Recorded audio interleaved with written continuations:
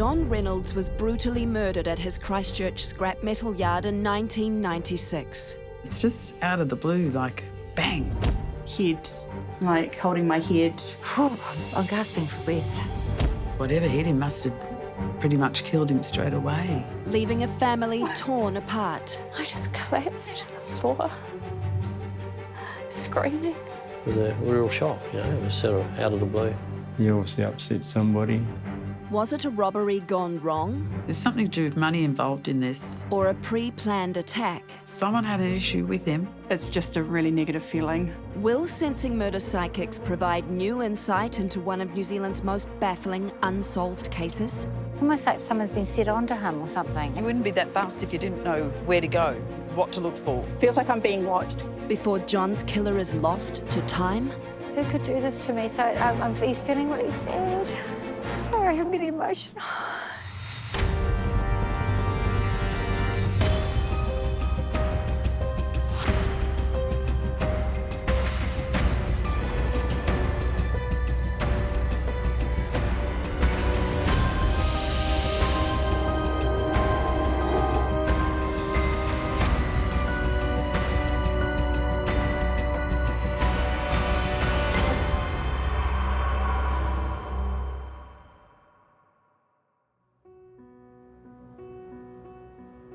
No one has ever been charged with the brutal murder of 55-year-old father of two, John Reynolds.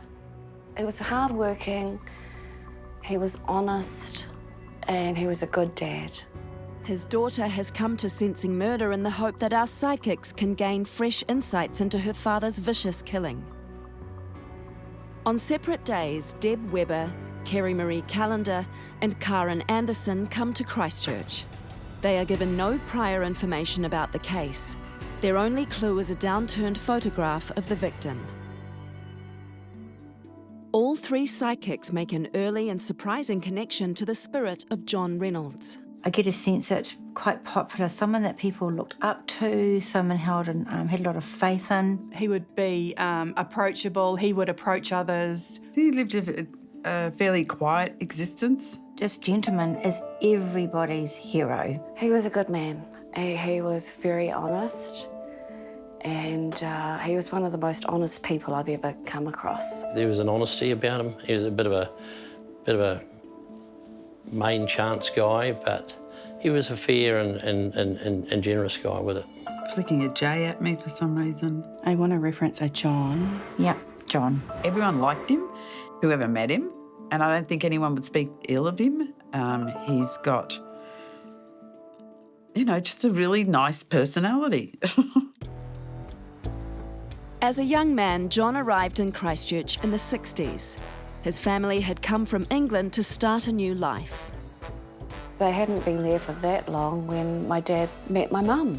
Hi, can I get some books, please? My dad used to go into the dairy asking for umbugs, which translated means humbugs, which were a little lolly sweet. Thanks. Charmed by John's good looks, John quickly became a regular customer. More books? Yeah. The young couple soon married and started a family. Family's important to him. Children important to him. There's a boy and a girl coming into his energy. I've got two children. I've got a son and I've got a daughter. John was a dedicated family man who liked finding and collecting antique bottles. There's a collection of something. Just saw somebody digging with a shovel. Because he's talking about a shovel, like digging something up. Bottles. He'd dig these massive holes looking for bottles. He'd get into the river and yeah, more often than not, he'd get a few good old bottles coming out of the old river. John would also go on bottle collecting trips with his mate, Nigel Harrison. Getting in the river was a big thing, getting out after a storm and just walking up the river and picking up what we could find. Yeah, it was a lot of fun. It was treasure hunting. And he remembers how John would always have an eye for a deal. If there was something in the wind where he could make a buck out of it, he would take that opportunity. But I could never say a bad word against the guy. It was during a bottle collecting trip many years later where John opened up about his time spent in Australia. Well, he told me that he'd been shot. He showed me some bullet holes in him. And I think it was pretty much at that point he said he retired out to New Zealand pretty much. Australia's coming in quite a lot. I wanted to put things behind me. I wanted to leave the past behind and start a new slate in my life. He said to me once that he was going to be killed one day. I guess it had something to do with his past. I have no idea. I feel he's quite a practical person, like to tinker. I think he must have tinkered with mechanical stuff every so often, maybe cars or something. He enjoyed that because he's fairly analytical. For some reason, I feel like he did heavy work. I still feel like I want to do something with my hands. In 1985, John started his own scrap metal business on the outskirts of Christchurch. Metal, I'm seeing lots of metal around. Metal. I'm getting like a factory and also like a warehouse. There was just a small warehouse with a pile of metal in the corner. I just saw it was an extension of what he was doing off out of his backyard and garage. John ran a tight ship, sometimes getting on the wrong side of customers and staff. He was a wee bit abrupt sometimes with people would rub them up the wrong way, but I've been doing my job. I've been doing this job for so long. He will confront people straight up. There's a bit of an argument with someone. Because he had very high expectations of his work and of his workers. The scrap metal trade also attracted a criminal element, looking to offload suspect items. Mate, I brought the copper. The copper's here, right? It's like $600. John had a reputation as someone who would look the other way. Well, I'd heard rumours that he might have been dealing in some stolen material, and not scrap, maybe something else. well, I think John would have just bought anything to make a profit. That's about the size of it, yeah. But he worked hard, often 7 days a week, in the predominantly cash business. Yeah, so he must have had a good lot of money, but it's cash. I'm seeing cash. A lot of cash. It was well known that John had cash and liked to flash it around, so. I feel he went to work on the weekend, but he tended to go the same day every weekend. If he's going to go to work, he'd always go to a certain day. This is Sunday. On Sunday, April the 28th, 1996, John was working alone in his scrap metal yard, getting ready to close up for lunch. The timing's around noon. So it's the middle of the day. And he was just completely off guard. I get off guard. I feel like he was just pounced, like he was just attacked. Blow to the head. It was like instantaneous. It's like whatever hit him must have pretty much killed him straight away. From the injuries that John had sustained, it was fairly obvious that he had been bludgeoned to death. And the amount of blood that was surrounding the body, it was definitely a violent death that he had met. It was unclear what the motive for John's murder was.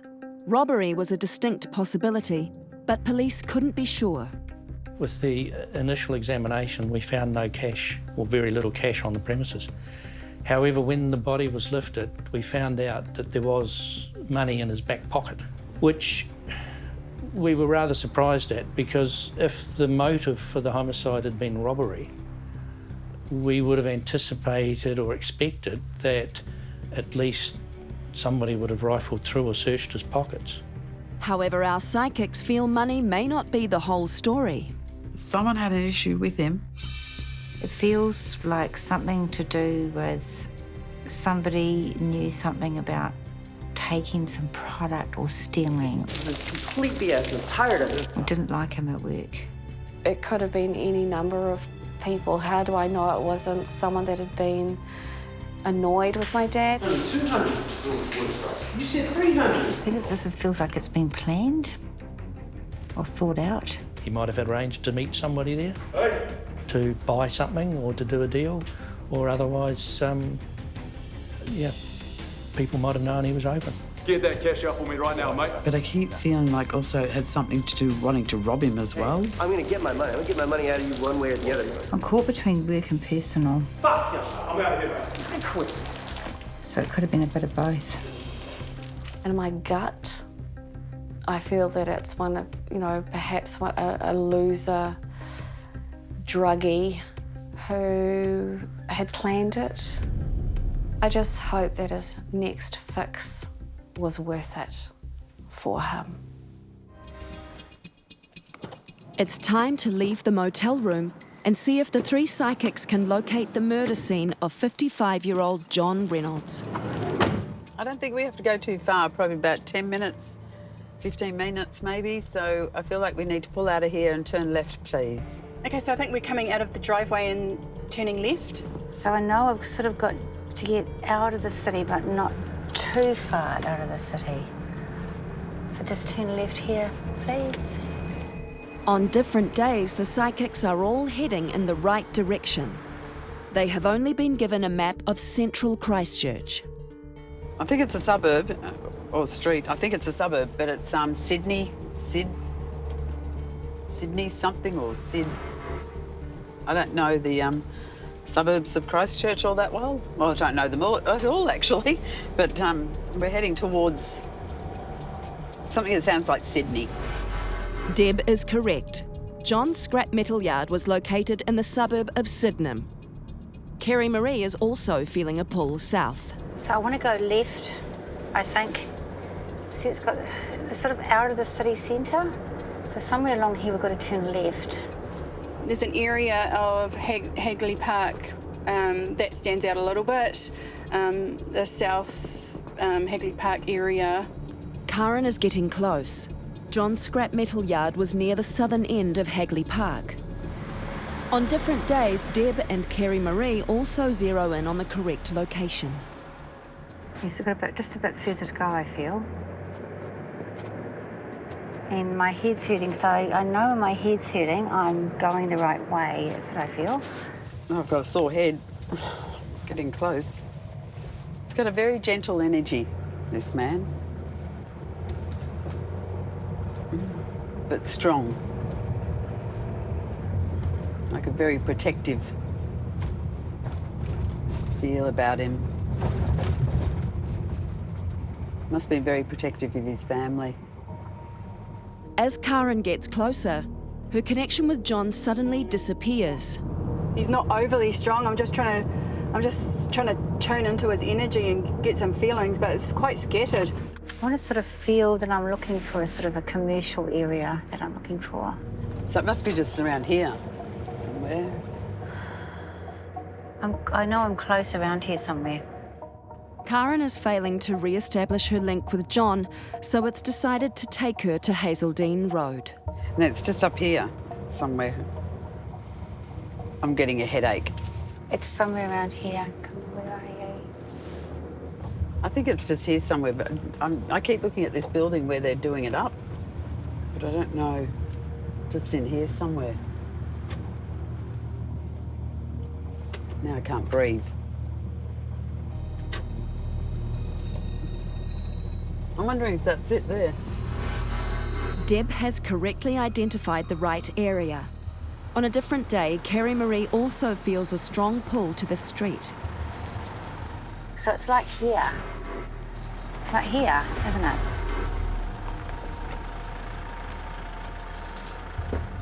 Once taken to the right area, Karen picks up on a frantic energy. It's a zigzaggy feeling coming in. Back and forth, like across there, back and forth. It's like somebody crossing the road, like back and forth, but the energy's really fast. I feel really angry, I feel upset, and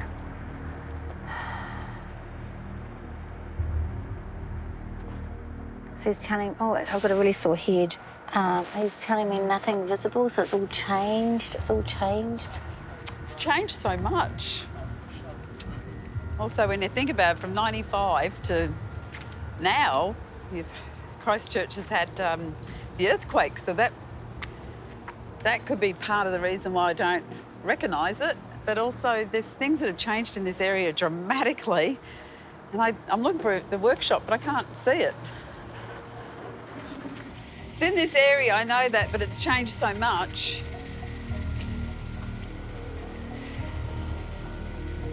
Maybe it's the car lot. There should be a building.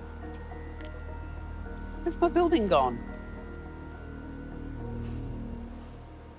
It's either here, I think it's here, but I can't see my building. Deb's right. The old warehouse was demolished several years after John's death and is now a used car lot. That's sort of sad. He loved this building. He loved his work. But it's gone. This has all changed, but it's here, that's here. And this is I feel sick. Ugh, I feel really sick. Who's done it? Who's done it is what I'm hearing. But I want to say that something's all changed in here. It's a car yard, but I feel there's been something that's been pushed down or taken away or removed back then because this wasn't always a car yard. There's something else was here, and it's no longer here. It's funny, because I keep hearing the words, it's not mine anymore. No one needs it anymore. I get no one needs it anymore. That's why it's gone. None of the psychics have been told anything about this location, but Karen in particular feels intense energy. Okay. This stands out a bit.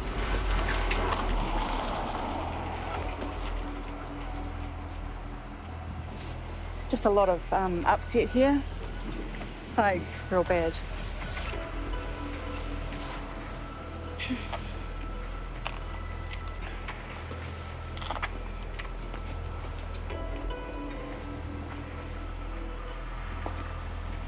Yeah, full on, like his energy, like quite emotional.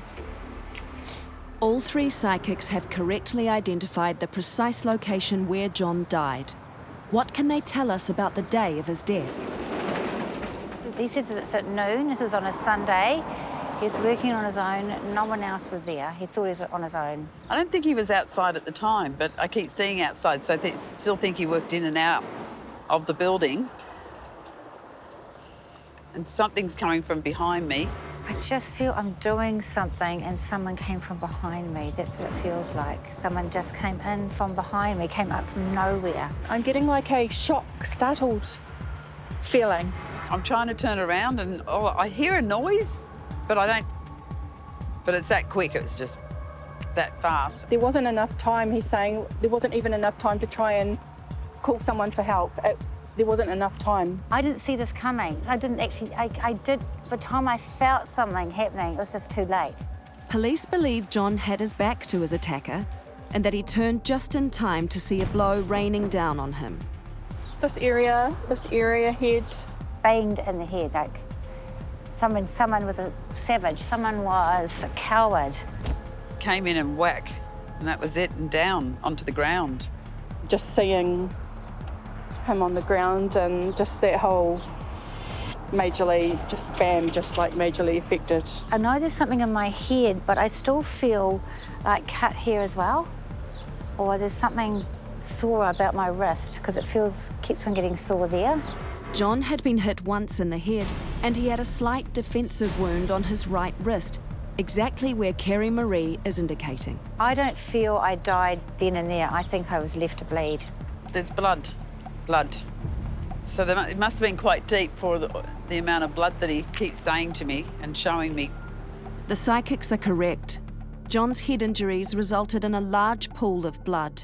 But it was so fast, like I can see this, vroom, bang, vroom, out. It was too quick, there wasn't enough, he didn't have enough time. Sorry, I'm getting emotional.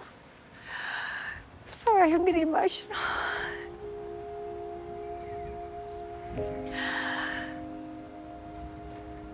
I'm feeling really upset. I'm going all tingly and I'm getting really upset.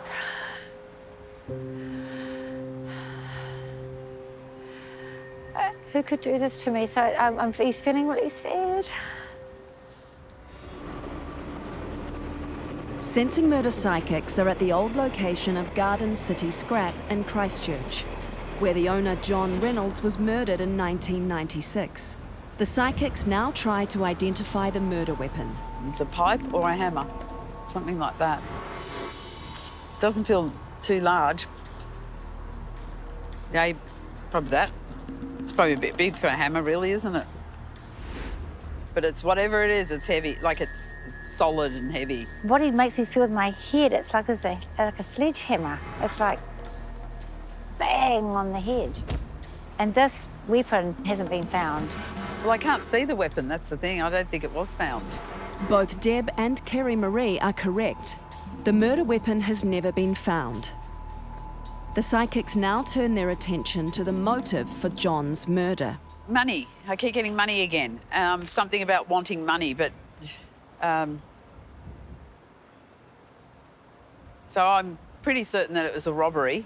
If anything was taken, it was probably belongings and it was possibly money. This is something from his past that's come back to haunt me, something I've been involved with, it's something to do with money. I'd say he had lots of money. I mean, quite thick, you know, not a couple of hundred. I'm talking about 1,000, 2,000, you know, at a time, 3,000 even. John often carried a large amount of cash on him. If the killer knew this, was the murder planned? He'd been here, he knows that he's got money, and he came in and he picked his time, though, because it was really quiet.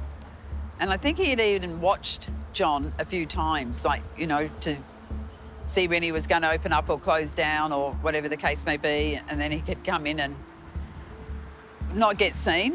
Feels like I'm being watched because I'm like, I can feel energy behind me watching in here, like looking, watching. And that's the thing, if it was that quick, they must have known where he put the cash or where he hid his money. Go into your little back room and get your bloody cash out, mate. Because I don't feel like they were in there for like half an hour or 20 minutes or whatever, this guy. He's in and out like a... in and out like that. I'm out of here, mate. See you later. You wouldn't be that fast if you didn't know where to go, what to look for. Like, it's quite determined. Out, in, out. There's a running feeling back and forth here. Fast running. Came out, jumped in something high, so to me it's a 4B, like a Hilux type looking thing. It's old, it's beaten up. Now this is interesting because I keep getting white and navy blue. I'm getting two colours with the car. I'm getting a blue metallic vehicle. Either it was white and he changed it to navy blue, or it was navy blue and he's changed it to white, but it was an old car. No, I'm definitely getting up. Like, I feel like I'm getting up into a car. I'm not getting down into a sedan or anything. There's a driver. There's definitely a driver. So they came here and they had a vehicle because they wanted to take stuff as well. They weren't going to go empty-handed and they drove away. So there was two people, not just one. So there may have been two men, one being the main one, and the people that I saw in the visions earlier, I'm pushing towards that person. Whoever it is, I feel like they might have been on their own now. I'm not going to say they were, because I keep getting one, but I feel like there might have been another one. And they haven't found the people yet. They haven't found the people yet. But there's two people. While Deb tends towards the view that one person was responsible, Kerry Marie and Karen, despite no contact, believe two people were involved in the brutal attack. Did John know his killer or killers? It's a slight feeling of him being aware of who they were, like aware. That sort of feeling. It's slight, but it's slight, so knowing of them. I had a disagreement with him before. This person, I'd had a disagreement before. This isn't the first time we'd come to loggerheads.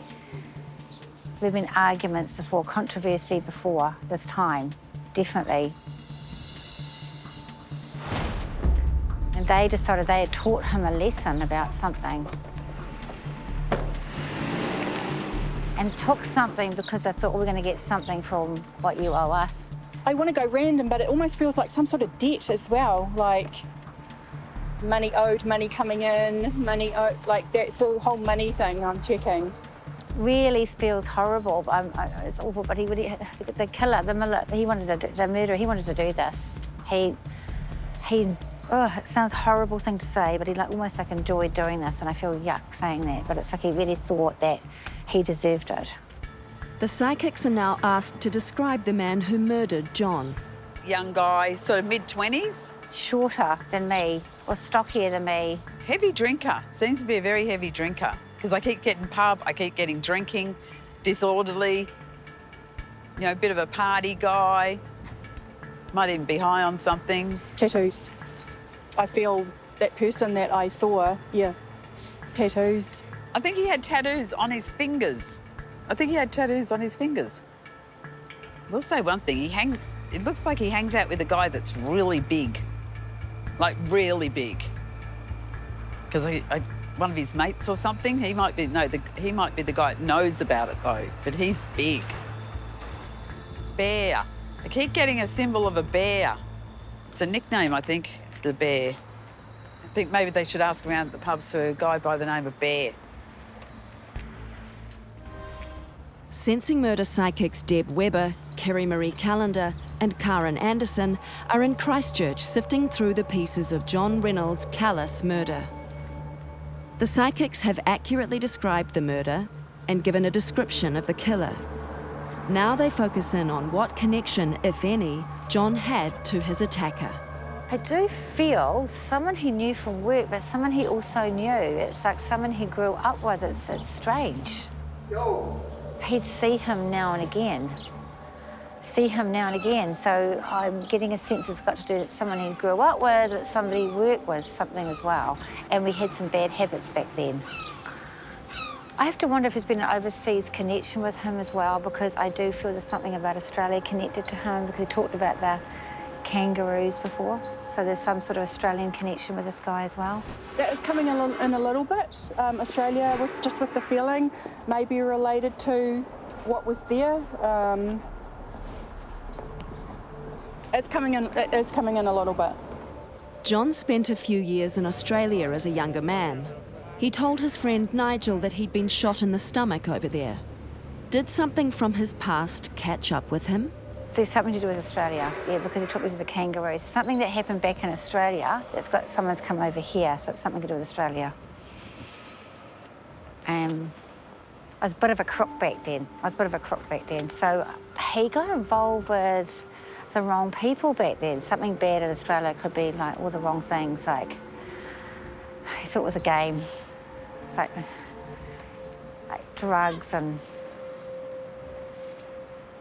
maybe a bit of stealing and things like that. But he got involved with the wrong people in Australia, and that's why I feel he came back here to get more balance in his life. So he wanted to leave that life behind him. There's something he got involved with over there. Deb, meanwhile, is feeling a different connection between John and his killer. The offender knows John, but not as friends or anything, just like been in here, had a look or something or other, bought something or whatever. But yeah, they knew he had money. He knew it was a robbery. We now ask the psychics to see if anyone else knows about John's murder. You know, there's like these two people, but there's also other people behind it. It's weird. It's like there's two people involved, but it's almost like someone's been set onto him or something. It's like this, because I'm getting as much as like 10 people behind it, like 10, not just, there's one or two here, but there's something behind this that made this happen. We've been watching you, boy. Yeah, and I know that there's a group of them, like they know about it. And the person that did it, I'm sure he must ride a bike, because I keep seeing motorbike, but I don't think he had a motorbike here. Just feels as though he had a bike. He rides bikes. So I feel the family know who this is, or I have a feeling about who it is, but they just need more information to nail it. The psychics' 8 hours are almost up. Look, everyone loved this man. Everyone loved him. Like, he was so good with everyone. You know, such an honest man. I was just thinking about my daughter. I just think about my little girl.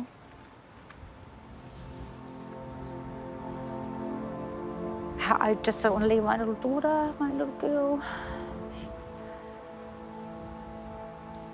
And I'm thinking about her. My daughter's my daughter needs me.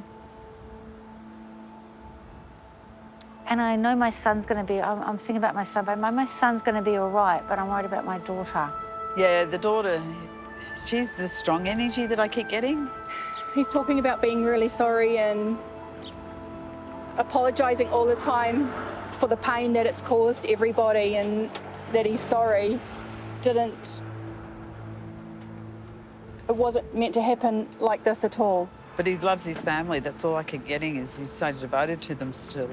But that's his last thought, is of his family, of his daughter and his partner and his son and his mum. He misses them all, but he doesn't want them to be lonely because he wants to look after his family and his children. You know, it's like he's still devoted to them no matter what. No matter what happened to him, he's still loves them completely. We're back in Christchurch following up on the 1996 murder of John Reynolds. Private investigator Grant Coward has been following the case closely. Using the psychic's findings and his own experience and intuition, his goal is to uncover new information about the murder. Grant begins at the crime scene. It was interesting that John was here on Sunday midday. We do know that routinely he did do that on a Sunday, and we know that this was really quiet here. But it's interesting that perhaps his clients or the people that he worked closely with knew that he was here on a Sunday, and that could have been the opportunity to attack him. Then again, it could have been random. Gaining little conclusive information, our investigator moves on to the Christchurch Library to get a sense of the level of criminal activity in the city in the 1990s. And in particular, on April 28, 1996, when John was murdered. Violent crimes taxed Christchurch Police. Police resources in Christchurch were stretched last night after a spate of violence, including a homicide in Sydenham, a rape of an elderly woman in Shirley, and the gang shooting in Addington. We can tell from this report that the Christchurch Police were stretched on the weekend. It was a particularly busy weekend with those 3 serious crimes. Now Grant shifts his focus.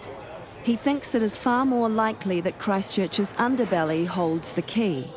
Using his contacts in the city, he tracks down a potential informant who's willing to talk.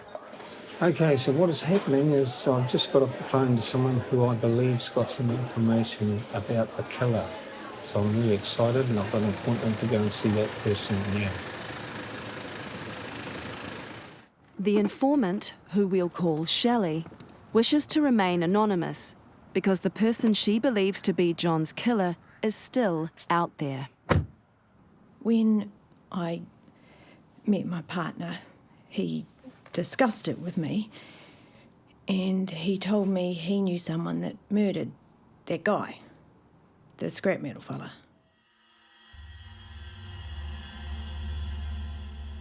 He came over with, they used to do Ritalin, but they never took it. They shoot it up, and he sat there after he was high, and he said some other things, and then he came out with how he got away with murder. He was, it's good that you can get away with murder and there's no DNA to prove that I've ever done it. And I thought, oh my God, what's he talking about? And then he just blurts it out and says how he actually murdered him and that he took the $5,000 and then he left. The claims are shocking. Shelley goes on to explain what the murder weapon was. You know a hammer, but it's got a ball on it? The hammer with the ball on it, that one, had him on the back of the head. And why there was very little physical evidence gathered from the scene. He wore a diving suit because there's no DNA. A whole bodysuit covers all your body. Hands, feet, all your body, your head, and you can't drop a hair, you can't drop anything. You only show a little of your face, no DNA. That's probably why he's, got away with it. The psychics describe the killer as they saw him. Young guy, sort of mid-20s. Shorter than me, or stockier than me. Might even be high on something. Tattoos. What's Shelley's description? He's about 5'6", brown hair and white. And, he's got tattoos. My ex-partner said that the police did have suspicions about this other person, but there was no evidence. Did the killer know John? Yeah, John used to deal with crims and sell their stolen stuff or buy it off them. So yeah, they knew he was quite well off and they knew he had money. Always had money on him, but apparently at the time he only had $5,000 on him. Yeah, it's just not right. You know, that hurts. Knowing what he's done, he's got away with it. You know, I've carried that inside me for so long. It really hurts to think that bastard's got away with it. I feel like I'm knowing this, you know, like I'm hiding a murderer. And it just hurt inside me and it's been eating away at me for so long. The informant was credible to the point of identifying John's killer. And the informant has said to me that the killer is 5'6", he's got tattoos, he's been in jail. The informant also told me that the weapon of choice was a ball hammer, and that is consistent with the injuries that John received on the blow to his head, was consistent with something like a hammer or a metal object. So for me, it's not coincidence that this person that the informant has identified is a customer of John's and is known to him. And my gut feel is it's not a random attack.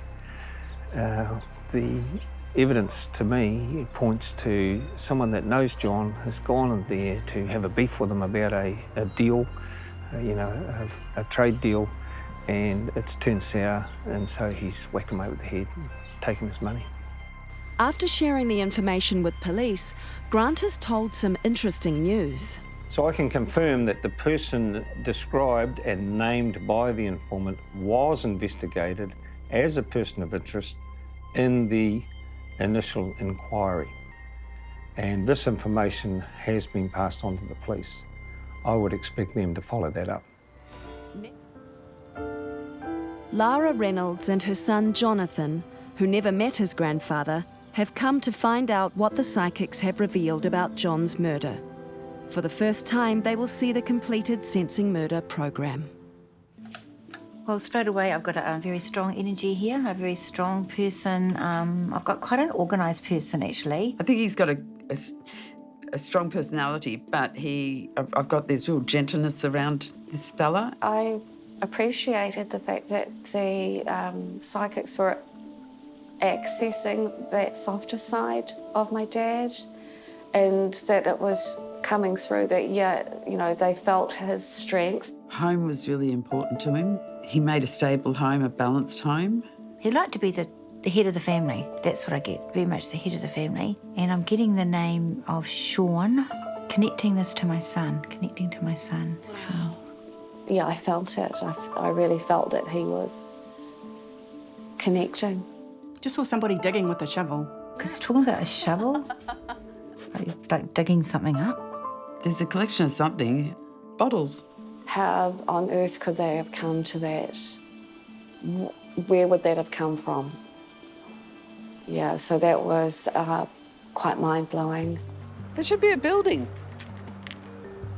Where's my building gone? That's sort of sad. He loved this building. He loved his work. He did. When the psychics described my grandfather and where the hell is the shop gone, it kind of made me laugh a little bit with my mother, because my mum described him as a hard-working man who loved what he did and did it because he enjoyed it.